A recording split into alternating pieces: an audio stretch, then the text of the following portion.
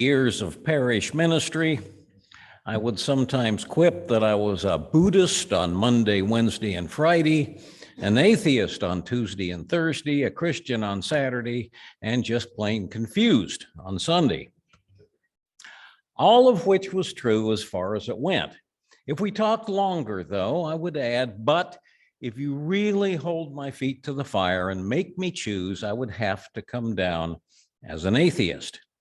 In other words, yes, I am an atheist, but my atheism is informed by my Buddhism and by my Christian upbringing and by my appreciation of literature and the arts, and also by what the sciences tell us of the broad cosmos and the way we got here and where we might be going. Human experience is rich and complex, and I think it's a mistake to separate out one segment and say that is or is not religion. Romance and imagery aside, I am personally skeptical that there might be any cosmic personality or force that guides or propels the universe. The laws of physics and the mystery of all we do not yet know are enough for me. But I still believe in romance and imagery. I believe in poetry. God, do I believe in music? God, well, okay. I believe in falling in love with wonder, and I have read scientists who are similarly romantically inclined. Life is complex, and to me, to be religious is simply to be earnestly engaged with that complexity. To me, liberal religion is that dance with life and love and complexity and creativity and death. We sing to these things in our hearts and listen for that song to be echoed back to us. Of course, as a Unitarian Universalist, even that much religious speech risks controversy. There is tension in Unitarian Universalist circles between those we call humanists on the one hand and those we call spiritualists on the other. And whether we call it the humanist spiritualist divide or something else, I have been Unitarian Universalist long enough to experience it as a real and genuine tension in many congregations. And as a minister, I danced with it in my own congregation. It was challenging sometimes to try to engage and appreciate all sincere beliefs and non-beliefs among the people in my own congregation while still remaining true to the sentiments in my own heart. And at the same time, that dance also brought greater depth and understanding to my own religious outlook. Diversity of belief is a challenge, but it can have its rewards. As my Spanish teacher used to tell us in high school, a person who does not understand a foreign language does not really understand their own.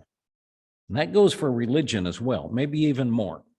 There is such richness, insight, learning, and love to be had in our religious diversity. We have such possibilities.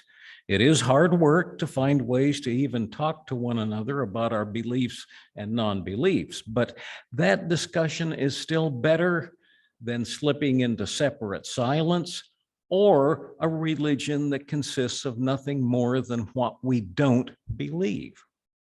As I mentioned, I started out Christian, and it was a long journey from there to where I am today. It was only when I retired that I really came out as an atheist. After all, our church is not about what the minister believes. It's about the hopes and dreams of the whole membership and their beliefs and non-belief. Even now, atheism does not mean I lack a personal sense of wonder and poetry or lack appreciation for all the diverse religious journeys we ought to celebrate in this rich and varied tradition of ours. On the one hand, I do sympathize with humanists who get tired of hearing traditional religious language. On the other, I also sympathize when someone tells me they want to feel as though they're in a church service in the morning, not just a club or symposium. And I even have my own personal gripe over religious language when I hear one of my colleagues direct a petitionary prayer to Spirit of Life. I mean, as far as I'm concerned, if you want to pray to God, then pray to God. Use the word. I can take it. But I only bring that up because I realize the solution that would make me more comfortable would also make other people less comfortable. And that's the way it is with us. We have 1,000 different takes on what religious language works for us and what doesn't. This is an easy faith when it comes to rules. It's not easy when it comes to mixing and matching our different beliefs and non-beliefs and sensitivities. We can only stay in discussion with one another and love and respect one another. The challenge of liberal religion is to keep talking and listening and loving one another in the midst of all our different outlooks and languages. And I also do, by the way, invite as much compassion and tolerance as possible for the poor minister who has to dance with all those different sensitivities. I became Unitarian Universalist, and I remain Unitarian Universalist because to me, we have the most interesting people and the best opportunities for a good discussion. But discussion works best when there's curiosity as well as opinion, and when everyone listens as well as talks. There is a strain of atheism, and this is kind of what I'm replying to. There is a strain of atheism that I've heard it called New Atheism that really is, in my opinion, divisive. To such new atheists as Richard Dawkins and Sam Harris and others, brilliant though they may be in other ways, any kind of religious thought is a mental illness. It's not just them. I regularly hear comments from snarky atheists in other venues, and sometimes even in our own congregations, that religion is absurd, that religious people are basically dumb, and that religious thinking is the source of all the world's woes. And I suspect popular culture itself lends energy to that kind of snarkiness. I don't see popular culture leading to thoughtful discussion of anything. I swear to God, or again, whoever. If an alien landed on Earth and listened to talk radio or cable news or social media, they would leave thinking that all Christians hate all gay folks and love any war, that all Muslims behead people, and that all atheists think all religious people are stupid. Well, I'm an atheist. I also consider myself a religious person, but I don't think I'm stupid. I don't think.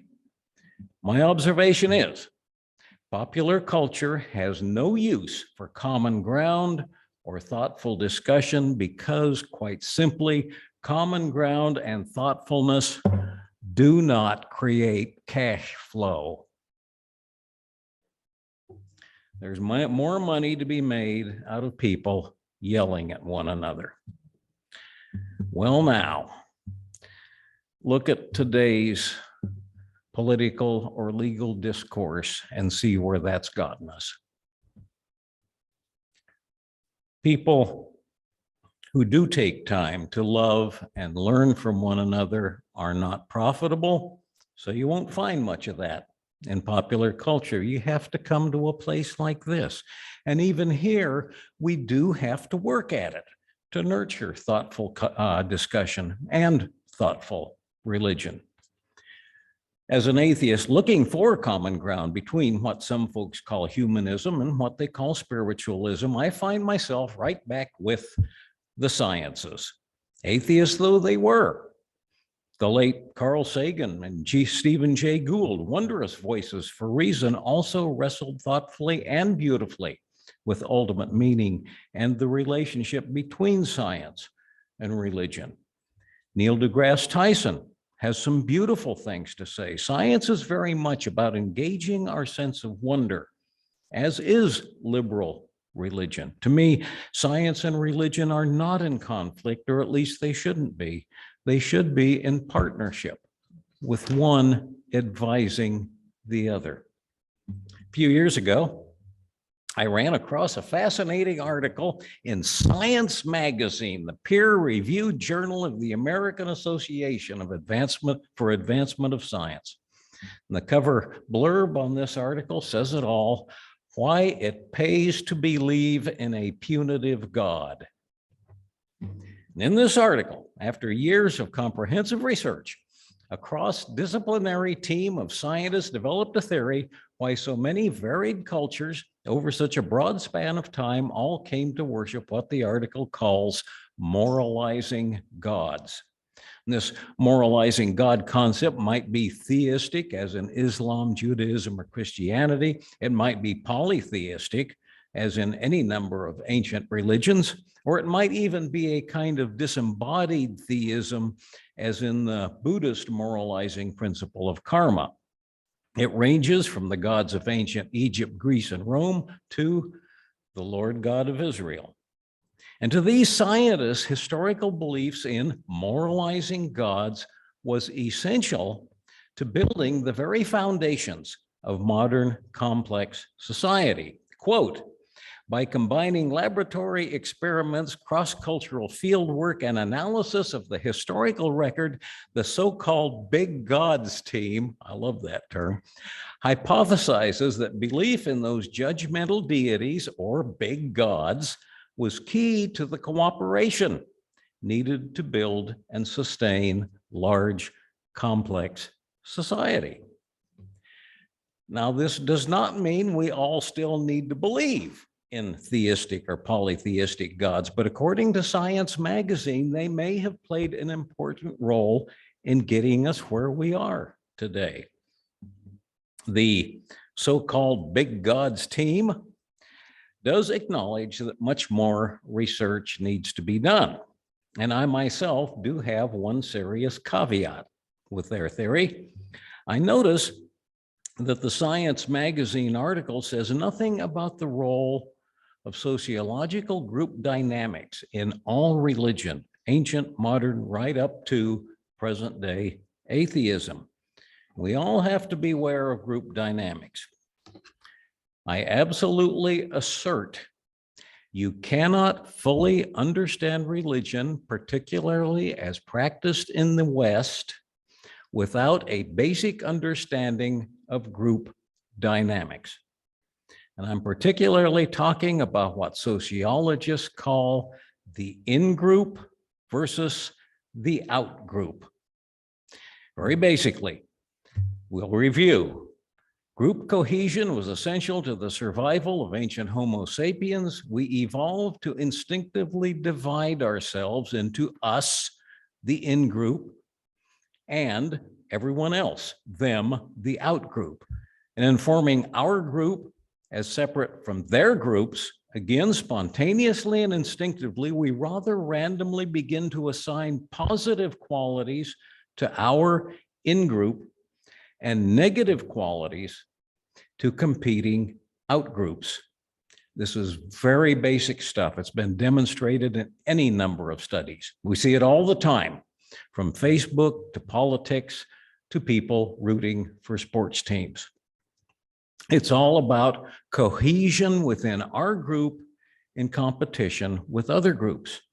As one example, Hebrew law in the Torah largely comes down to the means by which the Hebrew in-group separated itself from other ancient Near Eastern cultures. And in fact, the very Hebrew word for holy has the same root as the Hebrew word for separate. Just one example. The cultured despisers of religion like to point out the ludicrousness of the commandment, thou shalt not kill. After all, much of the Old Testament is a compendium of mass murder and genocide. But it makes perfect sense in the context of group dynamics.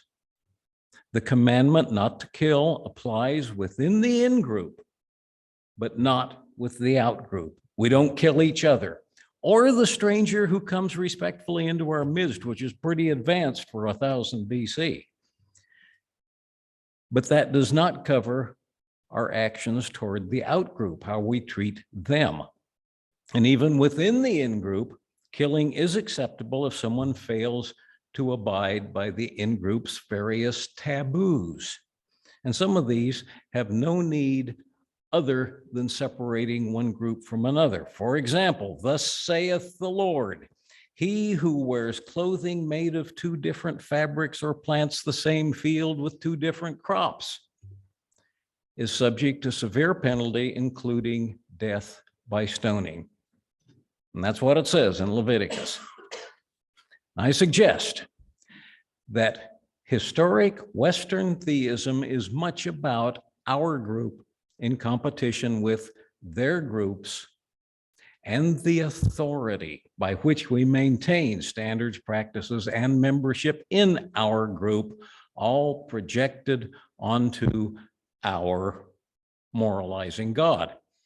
I suggest that sin itself, in the traditionally religious sense, is nothing more than a violation of authority of the in-group's religious rules as projected onto the in-group's, therefore given by the in-group's moralizing God. Okay, that's my opinion.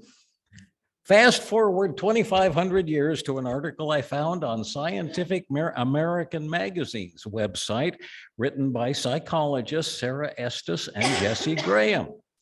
And they describe progress toward what they call religious universalism. That's the word they use, and they're not talking about us, Unitarian Universalists. They're using universalism as a sociological term for a religious outlook which, as they put it, reduces, quote, reduces authoritarianism, dominance, and ethnocentrism, and even more, turns all of humanity into our in-group. It's an amazing little article. And for me, it captured the whole struggle of liberal religion over the past 500 years to abandon group dynamics and authoritarianism of traditional religion and develop a faith of compassion and relationship which sees all of humanity as our in-group. I think that's a kind of universalism to which anyone can aspire with honor, even the most skeptical atheist. But make no mistake, the most skeptical atheist is still just as human as the most fervent fundamentalist theist. We all have human instincts, including group dynamics. So I have to say, knowing that it's likely to be controversial, that I find the so-called new atheism's disdain for religion and religious language and their attachment to reason has little to do with reason or logic, and everything to do with their emotion, group dynamics, just the same as fundamentalist theism. Or to put it a different way, group dynamics and group assumptions can take anyone down an irrational road so fast we don't even know it's happening unless we resist that with a healthy dose of compassion and humility. Because once we let group dynamics take over, the only thing that separates us from ISIS or the kind of person who bombs abortion clinics is how far we're willing to go down that road. Now, that does not mean that I find all beliefs or non-beliefs equally acceptable, but it does mean a willingness to talk and listen to one another. So when I think of myself as a gentle atheist or recommend what we might call a kinder, gentler atheism, I'm really talking about the willingness to listen, the compassionate willingness to tolerate and even appreciate the range of religious belief and the poetry of religious language, even when they don't jibe with my personal opinion. That's not without its challenges. But kind and gentle atheism is not nearly as much about the atheism as it is about the kind and gentle. Belief or non-belief, either one, pretty easy. Gentleness in religion is harder. But religion shouldn't be about who we can control or who we can outcompete. It should be about the wonder and mystery, which are equally acceptable and accessible, if not quite identical, to the scientist or the theist, to the Buddhist or the humanist. It should be about relationship and aspiration and justice and equality and fierce commitment to making all these things the best and most equitable we can manage. Human relations should be gentle without being obedient, courageous without being destructive. It's about humility and compassion and listening to one another, even within the firmness of our own conviction. Because make no mistake, I don't think you can even be religious by yourself any more than you can be in a loving relationship all by yourself. Now, frankly, there's nothing unique in Unitarian Universalist circles about my take on atheism. Not even all that atheist. I suspect a lot of you atheists feel similarly. This is an approach to religion that will not make headlines. It is, however, an approach to religion that can help us work together to maybe create a healthier, more just church and world. Amen. May it be so.